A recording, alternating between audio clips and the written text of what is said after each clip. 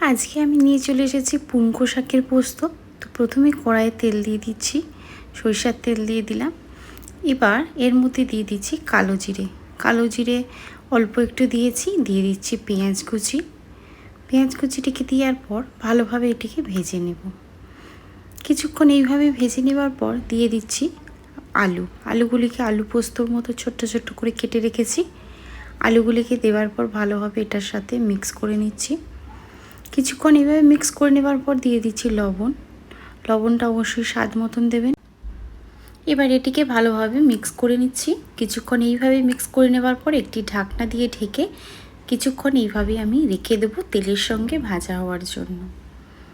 কিছুক্ষণ পর এটার ঢাকনাটা খুলে ভালোভাবে এটিকে আবারও মিক্স করে নেবার পর দিয়ে দেব কেটে রাখা শাকটি। পুনকো শাকগুলিকে ছোট ছোট করে কুচিয়ে নিয়েছি, তো সেটি দিয়ে দিচ্ছি। এখানে আমি 1 আঁটি পুনকো শাকের ব্যবহার করেছি। শাকটির সাথে আলুটি ভালোভাবে আমি মিক্স করে একটি ঢাকনা দিয়ে ঢেকে দিলাম। কিছুক্ষণ পর দেখছি যে শাকটা অনেকটাই কমে এসেছে। আরও একবার ভালো করে মিক্স করে নিচ্ছি। এবার দিয়ে দেব পোস্তর পেস্ট। প্রথমে আমি দিয়ে দিচ্ছি পোস্তটা, আর এর মধ্যে সামান্য একটু জল দিয়ে রেডি করে রাখছি পরে দেবার জন্য। এবার এটিকে ভালোভাবে মিক্স করে নিচ্ছি।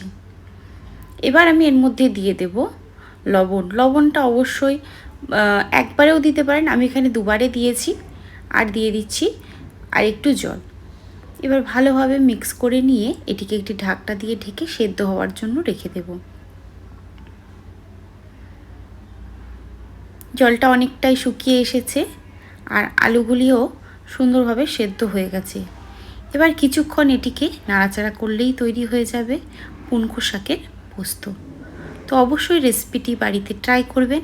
আশা করি ভালো লেগেছে। যদি ভালো লাগে অবশ্যই একটি লাইক করবেন, আর চ্যানেলে নতুন বন্ধু হলে চ্যানেলটিকে সাবস্ক্রাইব করে রাখার জন্য অনুরোধ রইল।